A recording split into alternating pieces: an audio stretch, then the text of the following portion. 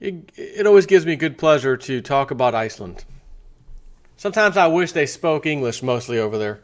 Because if I ever had to get out of here and there was some kind of opportunity in Iceland, which I don't know what the heck kind of opportunity would be there with, like, I think, a population of like 300,000 people. But if there was, boy, it might be a place to consider going to. However, it ain't called Iceland for no reason. It's cold up there. It's way north on the globe. However, I know you're aware that when all the trouble happened, 2008, 2009, all the countries around the world in trouble, and we had these big banker bailouts, Iceland, on the other hand, said, no, we're not bailing out the bankers. We're going to arrest these fraudsters and put warrants out for their arrest. Some of them got, a minor charge. Some of them were let off early, But there's just a recent ruling, as of a day ago, a recent ruling that the banksters are in trouble. The Supreme Court of Iceland has overruled a lower court's decision, and in a good way for the people. So why can't I be coming out here right now saying, oh my gosh, breaking news, Jamie Dimon, Lloyd Blankfein, top banker so-and-so, in trouble, getting arrested, they're in deep crap. Why can't I come out here and say that? If this is the best country in the face of the earth, we have the best law, legal system, judicial system, the whole 9 yards. Why am I coming out here talking about population 300,000 Iceland doing what the rest of us should do? And I want you to remember, when all the countries got in trouble around that time, 2008, 2009, Iceland was in trouble too because they had the same banker problem we had, and they dealt with it. And they recovered. They didn't do any no bailing out, banking. Nope. They didn't do none of that. They recovered faster than any other country. They paid back an IMF loan faster than expected. And today is one of the top countries to live in. I mentioned this the other day. There's a list I was reading you guys. Iceland was number 1 on the list, which was great. And even from piece of garbage, CNN, Clinton News Network, or CIA News Network, they had an article about this. Where are the world's happiest countries? And it says Denmark, according to CNN anyways, fans of Denmark must be even happier than usual. Denmark has retaken the title of world's happiest country, knocking Switzerland into second place. However, Denmark and Switzerland were closely followed by Iceland. Okay? So this article from the Activist Post, Iceland just did the exact opposite of what the United States does, and I'll add one, and the European Union. It found 9 banksters guilty in historic case.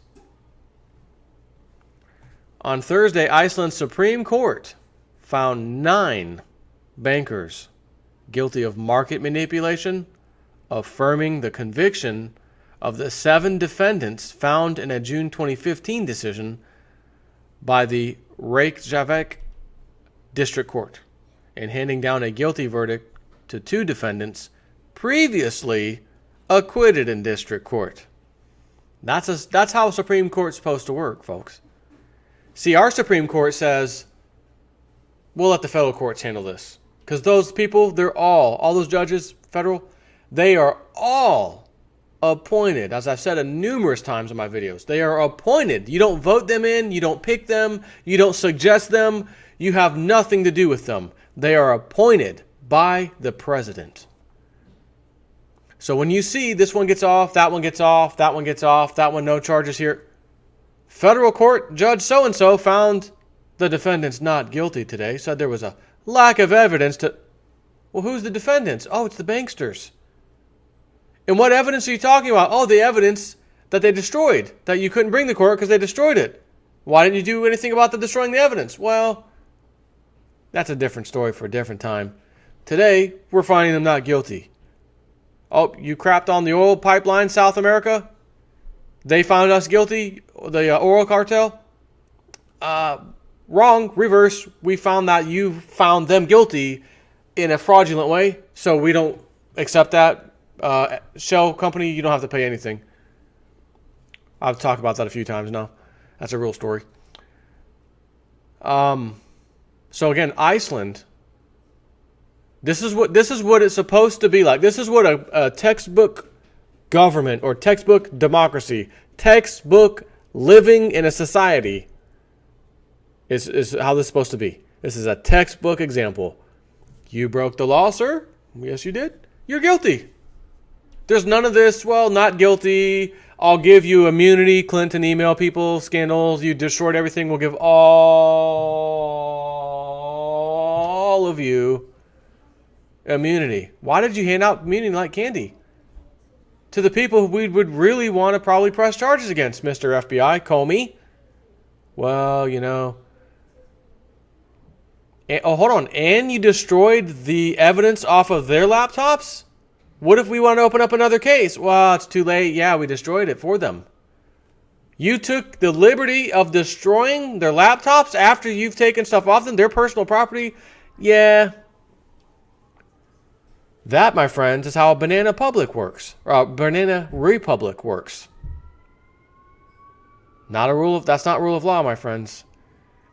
And there's only one candidate who can fix all this. As he said last night, Hillary, that's because you would be in jail. And if I make it in as a president, I'm going to have a special prosecutor look into that email scandal. And the whole time I watched that debate last night, I think Trump did a fantastic job. All the extra polls came out. He destroyed her. Today, I'm going to eat lunch. CNN's on at the damn place where Ale House, Brandon Ale House. New poll, Hillary Clinton 46, Donald Trump 32. Last night's debate. Oh, here's one from ABC, also shown on CNN. ABC poll says this about the same thing. That's funny. My friend Frank, I eat lunch with every day. He calls me up a little later in the day. Hey, I'm streaming on Facebook. I'm streaming the Clinton rally. She's talking right now. There's like 13,000 people in there. You know, because it tells you how many are viewing it. He goes, but there's like 9,000 with like thumbs down and bad things. And you know what I mean? Because you can give it like a smiley face, a thumbs up, all that stuff. Just terrible stuff. Like 9,000. So you're telling me 4,000 are like pro-Hillary out of 13,000. Okay. He calls me a little while later. Now Trump's talking. He's got like 29-something thousand. And the massive majority are thumbs up, good job, smiley face, out of control. Yeah, but Frank, you saw what I saw at lunch today. You know, CNN, the Clinton News Network, said their poll says that she won. That's all that matters. Nonsense. So you can either pick someone like Donald Trump and hope, yes, hope he comes in and restores the rule of law, as he said he was going to. And if I'm to believe the reaction that I'm seeing, I looked at old CIA man himself, what's his name, Anderson Cooper, who was the moderator last night with the other bozo lady. And his facial expression was the same as Hillary Clinton's when Donald Trump, he was talking about all of her problems that she didn't want to have to go through again. When he got onto the raping stuff with the husband and the email scandals and the Benghazi stuff, you know, her face, instead of doing this stupid fake smile, don't you love when she does that one? It's so fake. And then he gets on that case, and this goes from here to here. Very serious face. I'm not happy with what he's saying right now. This is extremely uncomfortable. And that's the same exact facial expression Anderson Cooper had. Isn't that amazing? So again, you vote for Hillary, you're going to get the Anderson Coopers. You're going to get the Obama selections. Oh, more Muslim Brotherhood. We're bringing in more so-called immigrants. We're going to pick a new Supreme Court justice who won't even kind of be conservative, right? It'll be a liberal and you're going to hear the worst rulings you've ever heard on the face of the earth, in this country especially. 5-4 ruling, yeah, listen, the Second Amendment no longer means you can have or own a gun for any reason. 5-4 Supreme Court ruling. How are you going to go above that? How are you going to go above it? Oh, call my congressman. Congressman, I need you to pass a new law that... All of them are club members. Most of them. I should say not all of them. Most of them. Anyways, let me just continue reading this article because it's kind of related to all that, right? They have a rule of law that works great. We're supposed to. We have the best one written on paper, but no one ever reads it, apparently. And when they do, they reinterpret that. That doesn't mean that. That doesn't mean that. No. But this section here means this. Excuse me, citizen speaking here. No. No, there's no way that's what that means. Yeah, because when we wrote that law, see that section, subsection C, other reasons. We specified the reasons A, B, C, D, and then subsection C under paragraph 2, other stuff.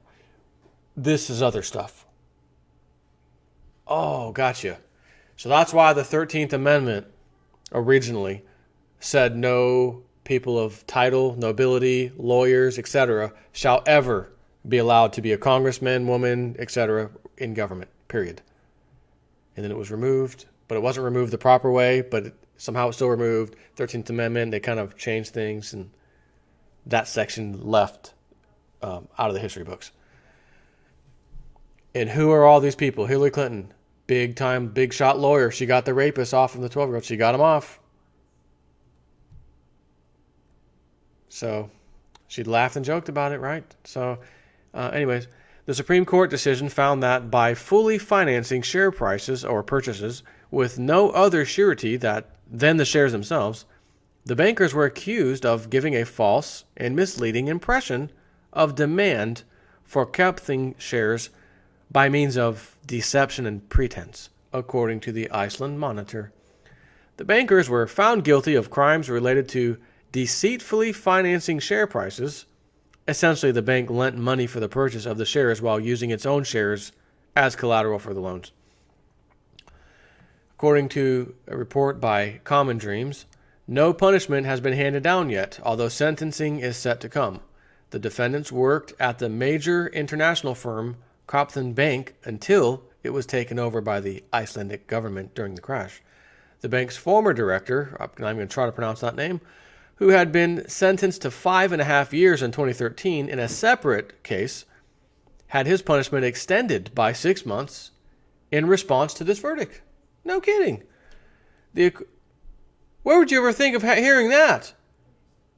In our country, if by chance one of the club members went to jail, you wouldn't be hearing, oh, they had another ruling and you were tied to that, so you're getting another 6 months, pal. Oh, no. You had a 5-year sentence, you're getting out in 1 month, buddy. That's how it works here in America. The acquittals were overturned for former Kaupthing credit representative so-and-so and former Kaupthing Luxembourg CEO Magnus Gulmundsson, although no penalties have been meted out for them. In 2015, Iceland sentenced dozens of bankers to a combined 74 years in prison for crimes related to market manipulation. The majority of those convicted were sentenced to prison terms of 2 to 5 years. The maximum penalty in Iceland for financial crimes is 6 years. The prosecution of Icelandic bankers stems from the manipulation of Iceland's financial markets after the deregulation of the financial sector in 2001. Well, that's funny. That's kind of close to the time we deregulated our financial sector in America. In the rest of the world too, I think. Almost like it was a concerted effort to deregulate so the banksters club, can wreak havoc, cause, as Warren Buffett says about those derivatives, weapons of financial mass destruction. They can drop these weapons of financial destruction across the world and then say, well, it's so bad, if we all fail, it's the end of the world. So we need a bailout. And then we bailed them out, and they said, oh, that was easy. Not only was it easy, we didn't even go to jail. Guys, ramp up the gambling machines. We're going to go ape shit this time. And boy, have they. Because there's more derivatives now than there were in 2008. The banks are more insolvent than they were in 2008. And they're gambling like drunken sailors more than they were in 2008. I wonder how this is going to end.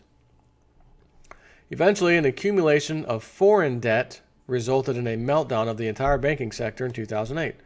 Massive debts were incurred in the name of the Icelandic public. Who does that sound like?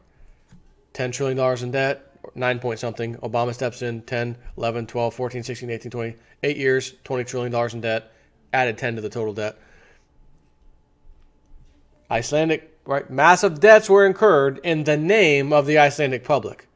And this extra 10 trillion we've now accumulated is in the name of us, you, the public. Same thing. To allow the country to continue to function, right? So massive debts were incurred in the name of the Icelandic public to allow the country to continue to function, which are still being repaid to the IMF and other nations 8 years later by the citizens of Iceland. Now remember, I did tell you, they did have an IMF loan, and they did in fact pay it off early. In contrast to the United States, Iceland has chosen to hold some of the criminals that manipulate their financial system accountable under the law. In the wake of the 2008 financial crisis, Iceland gained a global reputation for corporate accountability in stark contrast to the United States, which saw a record low number of prosecutions of CEOs and high-level financial executives. In the U.S., not a single banking executive was charged with crimes related to the 2008 financial crisis, even though the U.S. itself precipitated the global crisis. So, won't it be a great day if, and it's not looking good if, but if, and since if's not looking good, when's also not good, looking good, but if and when I come out here and say, oh my God, breaking news, Donald Trump won the presidency, he's going after the bankers, he's going after the corrupt politicians, he's going ape on these people. The rule of law has officially been restored. Oh my God, this is the most awesome news I've ever heard of in my entire life. I never thought this would have happened. History says this isn't supposed to happen because the club is supposed to remain in power and the people have to figure out right in their faces, this democracy didn't work like you said. We've been voting this whole time and it never counted. We just realized that. Now we're really freaking pissed off and we're going to revolt. That's what history says has to happen. So don't get your hopes up if Donald Trump wins. He will be taken out. They will impeach him. They'll do something to get rid of that man faster than you can shake a stick at it, much less lick it. Take care.